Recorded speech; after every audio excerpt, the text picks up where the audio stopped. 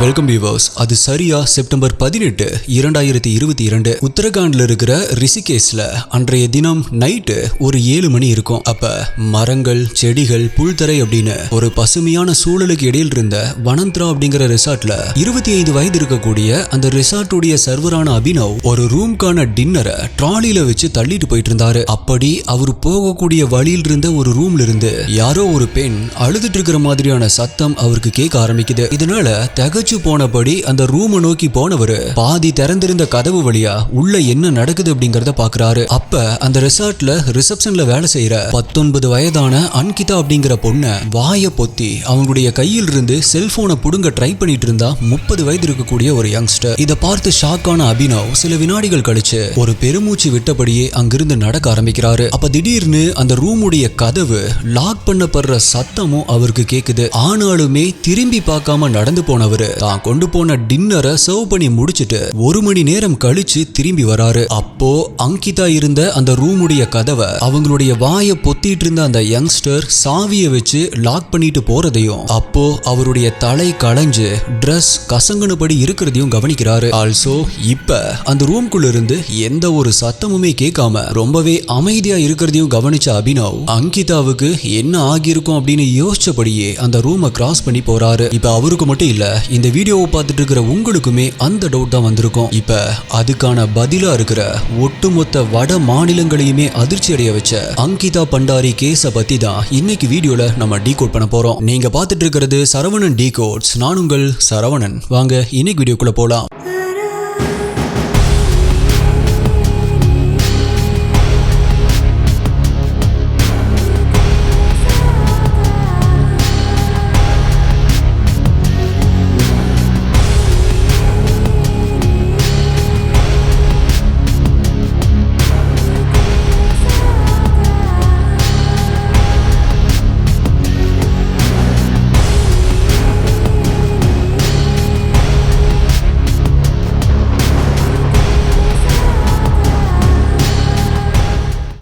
ஒருவன் படம் யாருக்கெல்லாம் பிடிக்கும்? அதுல சோழர்களை தேடி போறப்ப நடுவுல எவ்வளவு ஆபத்துகள் வரும் இல்லையா, அதை எல்லாமே கடந்து தான் அவங்க போவாங்க. சேம் அதே மாதிரி ஆகாச லிங்கம் அப்படிங்கிற ஒரு விஷயத்தை தேடி பல ஆபத்துகள் நிறைந்த சிவன்மலை காட்டுக்குள்ள போற ஒரு திகில் பயணம் தான் இந்திரா சௌந்தரராஜன் எழுதிய சிவமயம். குக்கு எஃப்எம்ல இது ஆடியோ ஃபார்மேட்ல, அதுவும் தமிழ்லயே இருக்கு. கண்டிப்பா கேட்டு பாருங்க, ரொம்பவே த்ரில்லிங்கா இருக்கும். குக்கு எஃப்எம்ல 7 நாட்கள் ஃப்ரீ ட்ரையலும் இருக்கு. சோ இப்ப புதுசா ட்ரை பண்ணணும் அப்படின்னு நினைச்சீங்கன்னா அடுத்த 7 நாட்களுக்கு இந்த புக் மட்டும் இல்லாம அதுல இருக்கிற ஆயிரக்கணக்கான audio books completely free. Also இதுல இல்லாத ஜான்ராவே இல்ல.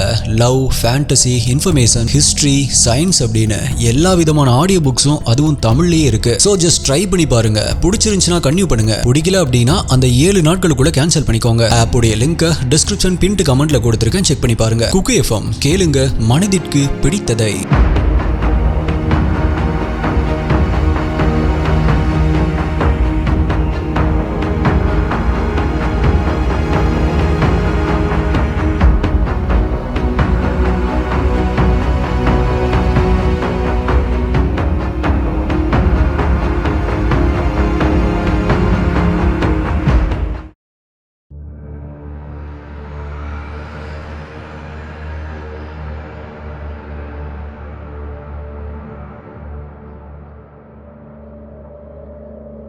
உத்தரகாண்டுடைய ஸ்ரீகோட் அப்படிங்கிற ஊர்ல 2003ஆவது வருடம் நவம்பர் 11 அன்னைக்கு பிறக்குறாங்க அங்கிதா. அவங்க பிறந்தது ஒரு ஏழ்மையான குடும்பத்துல அப்படின்னாலும் சின்ன வயசுல இருந்தே திருடக்கூடாது, பொய் சொல்லக்கூடாது, யாருக்கும் கெடுதல் நினைக்க கூடாது அப்படின்னு ரொம்பவே நேர்மையான ஒரு பொண்ணா வளர்க்குறாங்க அவங்களுடைய பேரண்ட்ஸ். ஆல்சோ அங்கிதாவுமே நல்லபடியா படிச்சு வேலைக்கு போய் நம்மளுடைய குடும்பத்தை ஒரு நல்ல நிலைமைக்கு கொண்டு வரணும் அப்படிங்கிற கனவோடையே படிக்க ஆரம்பிக்கிறாங்க. ஸோ ஸ்கூல் படிப்பை முடிச்சுட்டு ஒரு பிரைவேட் காலேஜ்ல ஹோட்டல் மேனேஜ்மெண்ட் கோர்ஸ்ல ஜாயின் பண்றாங்க. இந்த கோர்ஸை முடிச்சுட்டா ஒரு நல்ல வேலைக்கு போயிடலாம் அப்படின்னு நினைச்சிட்டு இருந்த அங்கிதாவுக்கு திடீர்னு ஒரு கஷ்டமான சூழ்நிலை வருது. அங்கிதாவுடைய அப்பாவை சடனா வேலையை விட்டு நிறுத்திடுறாங்க. அவங்க ஃபேமிலியிலேயே அப்பா மட்டும்தான் வேலை செஞ்சுட்டு இருந்தாரு அப்படிங்கிற காரணத்தால வீட்டு வாடகை, குடும்ப செலவு, அங்கிதா மற்றும் அவங்க தம்பியுடைய படிப்பு செலவு அப்படின்னு இது எல்லாத்துக்குமே பணம் இல்லாம கஷ்டப்படுற ஒரு சூழல் உருவாகுது. சோ இது எல்லாமே யோசிச்சு பார்த்த அங்கிதா மேற்கொண்டு தன்னுடைய படிப்பை தொடர வேண்டாம் அப்படின்னு முடிவு பண்ணி காலேஜில் இருந்து டிஸ்கன்டினியூ பண்றாங்க. ஆல்சோ அவங்களே வேலைக்கு போக முடிவு பண்ணி வேலை தேடவும் ஆரம்பிக்கிறாங்க. அப்பதான் வனந்த்ரா அப்படிங்கிற ரெசார்ட்ல ரிசப்ஷன்ல வேலை செய்யறதுக்கு ஃபீமேல் ஸ்டாஃப் தேவை அப்படிங்கிற விளம்பரத்தை நியூஸ் பேப்பர்ல பார்த்து அந்த வேலைக்கு அப்ளிகேஷனையும் போடுறாங்க. ஒரு சில நாட்கள்லயே அவங்களை இன்டர்வியூக்கு வர சொல்லி அந்த ரெசார்ட்ல இருந்து ரிப்ளையும் வருது. ஏற்கனவே ஹோட்டல் மேனேஜ்மெண்ட் கோர்ஸ்ல சில மாதங்கள் படிச்சதுனால அந்த வேலைக்கு நல்லா ப்ரிப்பேர் ஆகி போறாங்க அங்கிதா. பட் இருந்தாலும் அவங்கள மாதிரியே அங்க இன்டர்வியூக்கு வந்திருந்தவங்களை பார்த்துட்டு எங்க இந்த வேலை நமக்கு கிடைக்காம போயிருமோ அப்படின்னு கொஞ்சம் பயந்துருக்காங்க. ஆனா அவங்க பயந்ததுக்கு அப்படியே ஆப்போசிட்டா அந்த வேலைக்கு அவங்கள செலக்ட் பண்ணி அப்பாயின்மெண்ட் ஆர்டரை கொடுக்குறாங்க அந்த ரெசார்ட்டுடைய மேனேஜ்மெண்ட். ஆல்சோ அங்கிதாவுடைய ஊர்ல இருந்து அந்த ரெசார்ட்டுக்கு வரணும் அப்படின்னா கிட்டத்தட்ட 100 கிலோமீட்டருக்கும் மேல டிராவல் பண்ணி வரணும் அப்படிங்கறதால அவங்களுக்கு அந்த ரெசார்ட்லயே ஃப்ரீயா தங்குறதுக்காக ஒரு ரூமையும் கொடுக்குறாங்க. இதனால ரொம்பவே ஹாப்பியான அங்கிதாவுடைய ஃபேமிலி அவங்களுடைய கஷ்டம் எல்லாமே தீந்துரும் அப்படிங்கிற கனவோட அங்கிதாவை ரிஷிகேஷ்க்கு வழி அனுப்பி வைக்கிறாங்க. பட் இதுக்கப்புறமா தான் அடுத்த ஒரு மாசத்திலேயே நான் இன்ட்ரோல சொன்ன அந்த இன்சிடென்ட் நடக்க ஆரம்பிக்குது. அந்த ரெசார்ட்டுக்கு வேலைக்கு போனதுக்கு அப்புறமா டெய்லி டின்னர் டைம் ஆச்சு அப்படின்னா தன்னுடைய வீட்டுக்கு கால் பண்ணி பேசுறத வழக்கமா வச்சிருந்திருக்காங்க அங்கிதா. பட் அன்னைக்கு அங்கிதா கிட்ட இருந்து எந்த ஒரு காலுமே வராதனால அவங்க அப்பாவே அங்கிதாவுடைய மொபைலுக்கு கால் பண்ணி பாக்குறாரு. பட் ரொம்ப நேரமா ட்ரை பண்ணியுமே அவங்களுடைய நம்பர் ஸ்விட்ச் ஆஃப் அப்படின்னே வந்திருக்கு. முதல்ல சார்ஜ் இல்லாம போயிருக்கோம் அப்படின்னு சாதாரணமா இருந்தவர் அதுக்கப்புறமா டைம் போக போக சந்தேகப்பட்டு அந்த ரெசார்ட்டுடைய மேனேஜருக்கு கால் பண்றாரு. ஆனா அவருமே அந்த கால் அட்டன் பண்ணாம இருந்ததுனால இப்ப அவரோட சேர்ந்து அவருடைய மனைவியும் மகனுமே பதட்டமாக ஆரம்பிக்கிறாங்க. அதுக்கப்புறமா அங்கிதாவுடைய அப்பா அங்கிதாவுடைய ஃப்ரெண்டான புஷாப் அப்படிங்கிற நபருக்கு கால் பண்ணி விஷயத்த சொல்றாரு. இப்ப புஷாப்பும் கால் பண்ணி பாக்குறாரு. ஆனா எந்த ஒரு ரெஸ்பான்ஸுமே புஷாப் கால் பண்ணியுமே எந்த ஒரு ரெஸ்பான்ஸுமே இல்லாததுனால எனக்கு பயமா இருக்கு, ஏதாவது பிரச்சனையா இருக்குமோ, நம்ம உடனடியா ரிஷிகேஷ் கிளம்பி போலாம் அப்படின்னு அங்கிதாவுடைய அம்மா அங்கிதாவுடைய அப்பா கிட்ட சொல்றாங்க. பட் இப்ப டைம் மிட் நைட்ட நெருங்கிட்டதால அவங்க ரிஷிகேஷ் போறதுக்கான பஸ் ஃபெசிலிட்டிஸ் அங்க இல்லாம போகுது. சோ காலையில வரைக்குமே வெயிட் பண்ணவங்க முதல் பஸ்ஸை பிடிச்சு அங்கிதா வேலை செய்யற அந்த ரெசார்ட்டுக்கு போறாங்க. ஆனா அங்க அங்கிதா தங்கியிருந்த ரூம்ல அங்கிதா இல்லாததை பார்த்து ஷாக் ஆகுறாங்க. இப்போ இத பத்தி அங்க ஒர்க் பண்றவங்க கிட்ட விசாரிக்கும் பொழுது அங்கிதாக்கு உடம்பு சரியில்லை அப்படின்னும் மேனேஜரான சௌரப் குப்தா அவங்கள ஹாஸ்பிட்டலுக்கு கூட்டிட்டு போயிருக்கிறதாகவும் போனவங்க இன்னுமே ரெசார்ட்டுக்கு திரும்பி வரல அப்படின்னு சொல்றாங்க. அதே டைம்ல அங்கிதாவுடைய ஃப்ரெண்ட் புஷாப்புக்கு அந்த மேனேஜர் சௌரப் கிட்ட இருந்து போன் வருது. அந்த போன்ல யார் நீங்க, எதுக்கு இத்தனை முறை கூப்பிட்டிருக்கீங்க அப்படின்னு அந்த மேனேஜர் கேக்குறாரு. அதுக்கு புஷாப் நான் அங்கிதாவுடைய ஃப்ரெண்ட், அவளுடைய போன் நேத்துல இருந்தே சுவிட்ச் ஆஃப்ல தான் இருக்கு, அதனாலதான் அவளை பத்தி விசாரிக்கிறதுக்காக நான் போன் பண்ணேன். அங்கிதா ரெசார்ட்ல தான் இருக்காளா அப்படின்னு கேக்குறாரு புஷா. அதுக்கு அந்த மேனேஜர் அங்கிதா காணாம போயிட்டா, நாங்களே அவளை தேடிட்டு இருக்கோம் அப்படின்னு பதில் சொல்றாரு. இத கேட்டு ஷாக்கான புஷாப் என்னது காணாம போயிட்டாளா, என்ன சொல்றீங்க, எப்படி காணாம போனா அப்படின்னு கேக்குறாரு. அதுக்கு அந்த மேனேஜர் அவங்க வேலை செஞ்சுட்டு இருக்கும் பொழுது சடனா மயக்கம் போட்டு விழுந்துட்டாங்க, அதனால அவங்கள ஹாஸ்பிட்டலுக்கு கொண்டு போயிட்டு இருந்தோம். அப்ப வழியிலேயே மயக்கம் தெளிஞ்சு எந்திரிச்ச அவங்க ஏதோ பைத்தியம் பிடிச்ச மாதிரி கத்த ஆரம்பிச்சாங்க. உடனே நாங்க காரை நிறுத்தினோம், ஆனா எங்களை தள்ளி விட்டுட்டு கார்ல இருந்து இறங்கி ஓடிட்டா அப்படின்னு சொல்றாரு. இத கேட்ட புஷாப்போ இத நம்புற மாதிரி இல்லையே அப்படின்னு யோசிச்சுக்கிட்டே ஓகே அவளுடைய போன் ஏன் சுவிட்ச் ஆஃப்ல இருக்கு அப்படின்னு கேக்குறாரு. அதுக்கு மேனேஜரோ நேத்து நைட்டே அவளுடைய போன் சார்ஜ் இல்லாம சுவிட்ச் ஆஃப் ஆயிருச்சு, ஆல்சோ அவளுடைய போனும் இப்ப என்கிட்ட தான் இருக்கு அப்படின்னு சொல்றாரு. அதோட நாங்க அங்கிதாவை தேடிட்டு இருக்கோம், அதனால அப்புறமா கூப்பிடுறோம், நீங்க இந்த விஷயத்தை அவளுடைய பேரண்ட்ஸ்க்கு இன்ஃபார்ம் பண்ணிருங்க அப்படின்னு சொல்லிட்டு காலை கட் பண்ணிடுறாரு. ஸோ இப்போ உடனடியாக புஷாப் இந்த விஷயத்த ரெசார்ட்ல வெயிட் பண்ணிட்டு இருக்கிற அவளுடைய பேரண்ட்ஸ்க்கு இன்ஃபார்ம் பண்றாரு. அதை தெரிஞ்சதுமே அங்கிதாவுடைய பேரண்ட்ஸ் அழுது புலம்ப ஆரம்பிக்கிறாங்க. ஆல்சோ ரொம்ப நேரம் கழிச்சு ரெசார்ட்டுக்கு வந்த மேனேஜர் கிட்ட அங்கிதா எங்க அப்படின்னு கேக்குறாங்க. அதுக்கு மேனேஜரோ புஷாப் கிட்ட சொன்ன அதே பதில தான் அவங்க கிட்டயுமே சொல்றாரு. அது மட்டும் இல்லாம நீங்க வெயிட் பண்ணுங்க, பதறாதீங்க, எப்படியும் அங்கிதாவை கண்டுபிடிச்சிடலாம் அப்படின்னு தைரியம் சொல்றாரு. பட் இதை நம்பாத அங்கிதாவுடைய பேரண்ட்ஸ்க்கு கண்டிப்பா ஏதோ தப்பா நடந்திருக்கு அப்படிங்கிறது மட்டும் நல்லாவே புரியுது. சோ இனியுமே வெயிட் பண்ண வேண்டாம் அப்படின்னு உடனடியா போலீஸ் கிட்ட போய் கம்ப்ளைண்ட் பண்றாங்க. ஆனா எஸ்டிஐ எப்பவும் போல போலீஸ் என்ன சொல்லுவாங்க அப்படின்னு உங்களுக்கே தெரிஞ்சிருக்கும். வெளிநாட்டுல எல்லாம் ஒரு குழந்தை இல்ல அப்படின்னா ஒரு பொண்ணு காணாம போன அடுத்து இருக்கிற ஒவ்வொரு நிமிடங்களையும் கோல்டன் அவர் அப்படின்னு சொல்லுவாங்க. பிகாஸ் எவ்வளவு சீக்கிரமா நம்ம ஸ்டெப் எடுக்கிறோமோ அவங்களுக்கு எதுவுமே ஆகாம உயிரோட கண்டுபிடிக்கிறதுக்கான வாய்ப்பு ரொம்பவே அதிகம். ஆனா இங்க நம்ம ஊர்ல எல்லாமே ஃபர்ஸ்ட் சொல்ற வார்த்தையே உங்க பொண்ணு யார் கூடயாவது ஓடி போயிருப்பா, அவளே போன் பண்ணுவா, 2 நாள் வெயிட் பண்ணு போ அப்படின்னு சொல்லி எஃப்ஐஆர் கூட ஃபைல் பண்ண மாட்டாங்க. ஆனாலுமே அங்கிதாவுடைய பேரண்ட்ஸ் விடாம அன்னைக்கு முழுவதுமே வேற வேற போலீஸ் ஸ்டேஷன்ல போய் எஃப்ஐஆர் ஃபைல் பண்ண சொல்லி கேட்டுட்டே இருக்காங்க. ஆனா எங்கேயுமே இந்த கம்ப்ளைண்ட்டை சீரியஸா எடுத்துக்கல. எந்த ஸ்டேஷன்லயுமே எஃப்ஐஆர் ஃபைல் பண்ணல. இப்போ இதனால கோபமான அங்கிதாவுடைய அப்பா, அங்கிதாவுடைய ஃப்ரெண்ட் புஷாப் மற்றும் அங்கிதாவுடைய ஃப்ரெண்ட்ஸ் அப்படின்னு எல்லாருமே சேர்ந்து உத்தரகாண்ட் டிஜிபி ஆபீஸ் முன்னாடி நின்னு ப்ரொடெஸ்ட் பண்ண ஆரம்பிக்கிறாங்க. சோ இப்ப இந்த விஷயம் மீடியாக்களுடைய கவனத்துக்கு வந்து இந்த நியூஸ் பரபரப்பா மாற ஆரம்பிக்குது. இதுக்கப்புறமா செப்டம்பர் 22ஆம் தேதி தான் போலீஸ் அங்கிதாவை பத்தின விசாரணையை ஸ்டார்ட் பண்றாங்க. ஆனா அடுத்த நாளே, அதாவது செப்டம்பர் 23ஆம் தேதியே அந்த ரிசார்ட்டுடைய சில பகுதிகள் புல்டோசரை வச்சு இடிக்கப்படுது. ஆல்சோ அங்கிதா தங்கியிருந்த அறை உட்பட சில அறைகள்ல தீ விபத்து ஏற்பட்டு எல்லாமே எரிஞ்சு போயிருக்கு. இதை தெரிஞ்சுக்கிட்ட போலீஸ் எவிடன்ஸ் அளிக்க ட்ரை பண்ணதா சொல்லி அந்த புல்டோசர் டிரைவர் தீபக் அப்படிங்கிறவனை அரெஸ்ட் பண்ணி விசாரிக்க ஆரம்பிக்கிறாங்க. அப்ப அந்த தீபக் எம்எல்ஏ ரேணுவுடைய பிஏ சொல்லி தான் அந்த ரிசார்ட்டுடைய ரூமை நான் இடிச்சேன் அப்படிங்கறத சொல்றான். இப்ப தீபக் சொன்ன அந்த எம்எல்ஏ பிஜேபி கட்சியை சார்ந்தவர் அப்படிங்கிறது வெளியே தெரிய ஆரம்பிக்குது. இதனால காங்கிரஸ் கட்சி இந்த கேஸ்ல சம்பந்தப்பட்ட எம்எல்ஏவை டிஸ்மிஸ் பண்ணணும் அப்படின்னு சொல்லி போராட்டம் பண்ண ஆரம்பிக்கிறாங்க. இப்ப இந்த விஷயமோ மீடியாக்கள் மத்தியில ரொம்பவே பெருசா பேசப்பட்டதுனால இது அரசியல் கட்சிகளுக்கு இடையே நடக்கிற சண்டையா ஆகிரக்கூடாது அப்படின்னு நினைக்கிறாரு உத்தரகண்டுடைய சிஎம் புஷ்கர் சிங் தாமி. சோ எந்தவித அரசியல் தடையீடுமே இல்லாம சுதந்திரமா அங்கிதாவுடைய கேஸை விசாரிக்க ஒரு ஸ்பெஷல் இன்வெஸ்டிகேஷன் டீமை அப்பாயிண்ட் பண்றாரு. ஆல்சோ அந்த புல்டோசருடைய டிரைவர் தீபக் சொல்ற மாதிரி எம்எல்ஏ ரேணு மேல இருக்கிற குற்றச்சாட்டு நிரூபிக்கப்பட்டுச்சு அப்படின்னா எம்எல்ஏவை உடனடியா டிஸ்மிஸ் பண்ணுவோம் அப்படின்னு உறுதி தர்றாரு. இதுக்கப்புறமா திரும்பவுமே விசாரணை ஆரம்பிச்ச போலீஸ் முதல் வேளையா அந்த வனந்தரா ரெசார்ட்டுக்கு சீல் வைக்கிறாங்க. இப்படி சம்பவங்கள் பரபரப்பா போயிட்டு இருக்கிற இந்த டைம்ல தான் செப்டம்பர் 24ஆம் தேதி சில்லா அப்படிங்கிற ரிவர்ல ஒரு இறந்த உடல் மிதந்துட்டு இருக்கிறதா போலீஸ்க்கு ஒரு தகவல் கிடைக்குது. சோ இப்ப உடனடியா அந்த ரிவருக்கு போன போலீஸ் அடையாளமே தெரியாத அளவுக்கு தண்ணியில ஊறி உப்பி போயிருந்த அந்த இறந்த உடலை ரெக்கவர் பண்ணி அட்டாப்சி பண்றதுக்காக அனுப்பி வைக்கிறாங்க. அட்டாப்சி ரிப்போர்ட்ல அது அங்கிதாவுடைய இறந்த உடல் அப்படிங்கறத கன்ஃபார்ம் பண்ணதோட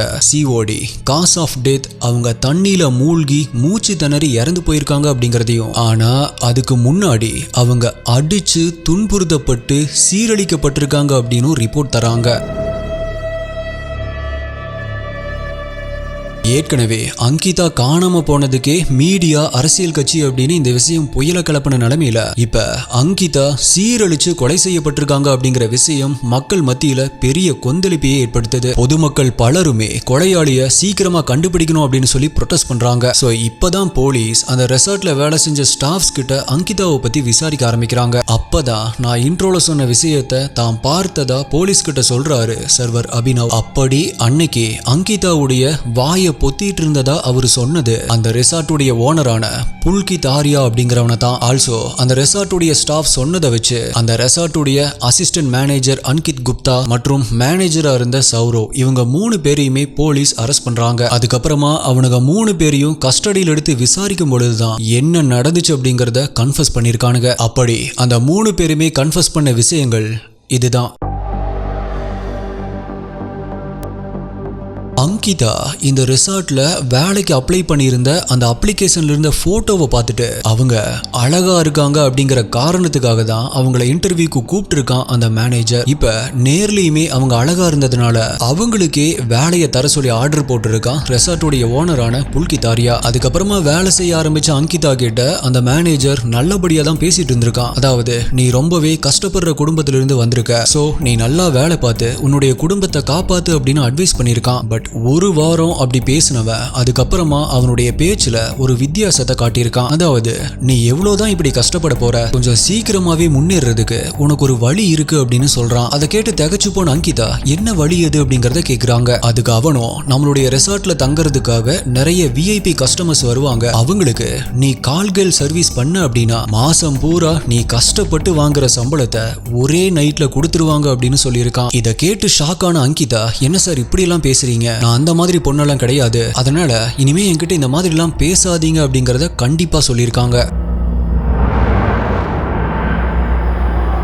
பட் அதுக்கப்புறமும் விடாத அந்த மேனேஜர், நீ கால்கள் சர்வீஸ்க்கு வா, உனக்கு நிறையவே இன்கம் கிடைக்கும், நீ கஷ்டப்படாம சம்பாதிச்சுக்கலாம், நீ நினைச்சதெல்லாமே வாங்கலாம், இங்க நிறைய பேர் அப்படிதான் பண்ணிட்டு இருக்காங்க அப்படின்னு சொல்லி பிரைன் வாஷ் பண்ண ட்ரை பண்ணியிருக்கான். ஆனா அங்கிதாவோ, இனி இதை பத்தி என்கிட்ட பேசுனீங்க அப்படின்னா இதை பத்தி என்னுடைய வீட்டுல சொல்லிடுவேன் அப்படிங்கறத சொல்லியிருக்காங்க. இதை கேட்ட மேனேஜர், அங்கிதா நம்ம வழிக்கு வரமாட்டா அப்படின்னு ரெசார்ட்டுடைய ஓனரான புல்கித் கிட்ட போன் பண்ணி சொல்லியிருக்கான். இதை கேட்ட புல்கித் நேரா அந்த ரெசார்ட்டுக்கு வந்து அங்கிருந்த 2 மேனேஜரையும் கூட்டிட்டு அங்கிதாவுடைய ரூமுக்கு போறான். அப்ப அங்கிருந்த அங்கிதா கிட்ட புல்கித் கொஞ்சம் மிரட்டுற மாதிரியான குரல்ல, உனக்கு எத்தனை தடவை சொன்னாலும் புரியாதா, உனக்கு நிறைய சம்பாதிக்கிற ஒரு வழியை தானே சொல்றான், உனக்கு ஏன் புரிய மாட்டேங்குது அப்படின்னு கேக்குறான். அதுக்கு அங்கிதாவோ, எனக்கு ஒழுக்கமா இருந்து நல்லா வேலை செஞ்சு கொஞ்சமா சம்பாதிச்சாலும் போதும் சார், அதை விட்டுட்டு ஒழுக்கம் இல்லாம பண்ற விஷயத்துக்கு நீங்க கோடி ரூபாய் கொடுத்தாலும் வேணாம் அப்படின்னு சொல்லியிருக்காங்க. இதை கேட்டு கோபமான அவனோ, இன்னைக்கு நான் சொல்றத நீ கேக்குற, இன்னைக்கு நைட்டே நீ என் கூட ஸ்டே பண்ணி உன்னுடைய சர்வீஸை ஸ்டார்ட் பண்ற, இல்ல அப்படின்னா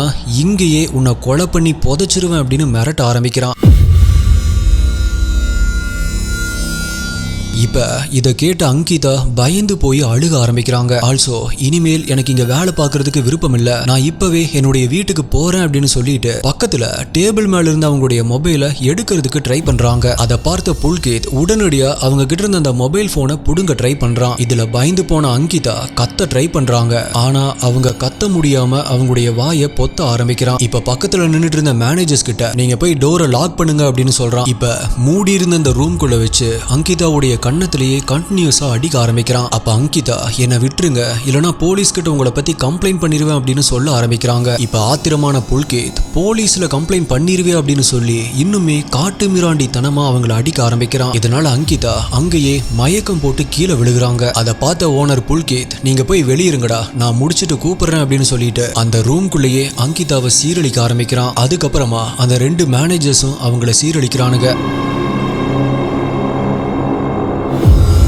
எல்லாம் முடிஞ்சதுக்கு அப்புறமா இப்ப இவளை வெளியே விட்டா போலீஸ் கிட்ட போனாலும் போவா, அதனால இவளுடைய கதையை முடிச்சு எங்கேயாவது கொண்டு போய் புதைச்சிருவோம், இவளுக்கு கேட்கறதுக்கு யார் இருக்கா, அப்படி எந்த ஒரு பேக்ரவுண்டுமே இல்ல அப்படின்னு பிளான் போடுறானுங்க. சோ இப்போ அங்கிதா மயக்கம் போட்டு விழுந்துட்டா அப்படின்னு அங்கிருந்த ஸ்டாஃப்ஸ் கிட்ட சொல்லிட்டு 3 பேரும் அங்கிதாவை தூக்கிட்டு போய் ஒரு கார்ல படுக்க வைக்கிறானுங்க. அதுக்கப்புறமா ஹாஸ்பிட்டல் போயிட்டு வரதா சொல்லிட்டு ஆள் நடமாட்டம் இல்லாத சில்லாறுவருடைய ஒரு பகுதிக்கு வர்றானுங்க. கரெக்டா அதே டைம்ல மயக்கத்திலிருந்து முழிக்கிறாங்க அங்கிதா. இத கொஞ்சமும் எதிர்பார்க்காத அந்த 3 பேரும் ஷாக் ஆக அவனுங்களை பார்த்து, ப்ளீஸ் என்னை விட்டுருங்க அப்படின்னு பலவீனமான குரல்ல அன்கிதா கெஞ்ச ஆரம்பிச்சிருக்காங்க. ஆனா அவனுங்களோ துளி கூட இரக்கம் இல்லாம மறுபடியுமே அன்கிதாவை சீரழிச்சு அதுக்கப்புறமா அவங்கள தூக்கிட்டு போய் அந்த ரிவர்ல போட்டிருக்கானுங்க. நீச்சல் தெரியாத அன்கிதா சில வினாடிகள் தண்ணியில தத்தளிச்சுட்டு பரிதாபமா தண்ணியில மூழ்கி மூச்சு திணறி இறந்து போறாங்க. சோ இதுதான் நடந்துச்சு அப்படிங்கறத அவனுங்க 3 பேருமே கன்ஃபஸ் பண்ணி முடிக்கிறானுங்க.